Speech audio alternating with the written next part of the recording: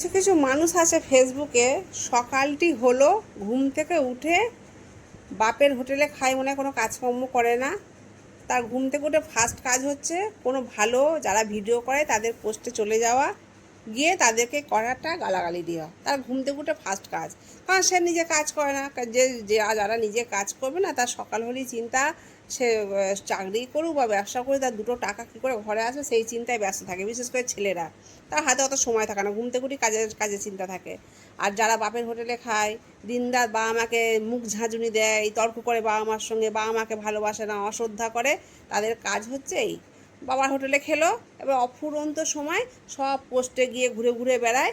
আর গিয়ে যারা ভালো ভিডিও করে, যারা সভ্যভাবে ভিডিও করে, তাদের গিয়ে গালাগাল দেওয়া। আবার কি করবে, তাদের মুখ দেখানোর ক্ষমতা নেই, একটা করে ফেক আইডি খুলে রেখেছে, তার মধ্যে আবার ঠাকুরের ছবি, এই যে শিবের ছবি রেখেছে, শিবের ছবি রেখে গিয়ে মেয়েদের বাজে কমেন্ট করছে। এরা তো নিজেকে ভগবানকে সম্মানও দেয় না, ভগবানকে শ্রদ্ধাও করে না, ভগবানকে ভালোবাসে না। ভগবানকে ভালোবাসলে ভগবানের ছবি প্রোফাইলে রাখবে না এবং নিজেকে এইভাবে পরিচয় দেবে না। তার রক্তের দোষ যা তার কমেন্টে পাওয়া যায়। তার কমেন্ট দেখলেই বোঝা যাবে তার রুচিটা কীরকম, তার পারিবারিক শিক্ষা কীরকম, তার মানসিকতা কীরকম। তার কমেন্টে বোঝা যায়, মানুষের কথা বোঝা যায় যে তার কীরকম ব্যবহার। ঠিক এই মানুষ এদেরও মানে কিছু কিছু পাবলিক থাকে, ভালো পোস্টে গিয়ে ফার্স্ট কাজ হচ্ছে তাকে একটা বাজে কমেন্ট করা, বাজে গালাগাল দেওয়া। কারণ তার এটা রক্তে আছে, মানে গালাগাল ছাড়া কথা বলতে পারে না, সে বাড়িতে ওইভাবেই কথা বলে। ওই জন্য বাবা মাও ভাবে কাকে আমি আমি এনেছি এই পৃথিবীতে। বাবা মাও বিরক্ত হয়ে যাচ্ছে এইসব সন্তানদের পেয়ে।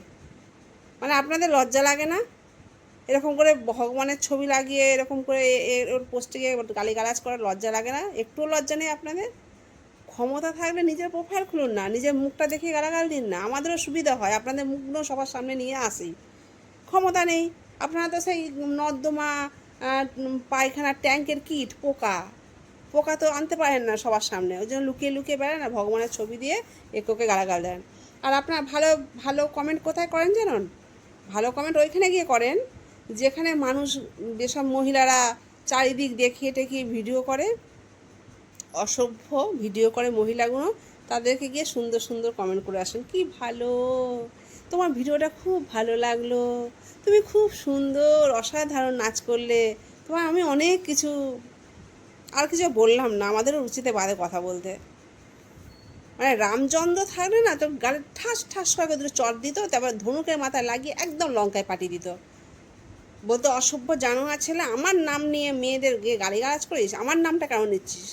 এটা শ্রীরামের একটা প্রণাম মন্তব্য বলতে পারবে না, এদিকে জয় শ্রীরাম বলে রাস্তায় চিৎকার করতে পারে, শুধু ওইটুকুই শিখেছে জয় শ্রীরামটা। তাও এটা কবে হলো? 2014 পর, তার আগে জানতো না। 2014 থেকে ওরা জয় শ্রীরাম বলে একটা ওয়ার্ড শিখেছে, কিন্তু জয় শ্রীরামের প্রণাম মন্ত্র বলতে পারবে না। বজরংবলী হনুমান চল্লিশা বলতে বলুন, বলতে পারবে না। বা আর কিছু একটা মন্ত্র জিজ্ঞাসা করুন, শিবের প্রোফাইল পিকচার লাগিয়েছে, শিবের একটা প্রণাম মন্ত্র বলুন, বা আমাদের কৃষ্ণের একটা প্রণাম মন্ত্র, আর আর নলেজ নেই, আর কোনো নলেজ নেই, শুধু ওই জয় শ্রীরামটাই বলতে জানে। সনাতনের ধর্মের তো সব কলঙ্ক, মানে ভগবানকে মানে ভালোবাসে না, এদিকে জয় শ্রীরাম বলে সবার পোস্টে কমেন্ট করে আসে। নির্লজ্জ, বেহায়া, ছোটো লোক, ছোটো মানসিকতার মানুষ। যদি লজ্জা থাকে আর কোনো দিন আমার পোস্টে এসে বাজে কমেন্ট করে, যেগুলো বাজে কমেন্ট করার দরকার সেখানে গিয়ে করে আসবেন, এখানে একদম করতে আসবেন না। আর যদি করেছেন, নেক্সট টাইম আমি এরকম এরকম আপনার কমেন্ট তুলে তুলে ধরেই আপনাকে দেখাবো। আপনি কেন, যে করবে, আমি কোনো অসভ্য অভদ্রভাবে ভিডিও করি না, ঠিক আছে? যেখানে বাজে কমেন্ট করতে আসবেন, আর যদি বাজে কমেন্ট করতে আসবেন তাহলে বুঝে যাবেন আপনার ক্যারেক্টার কেমন।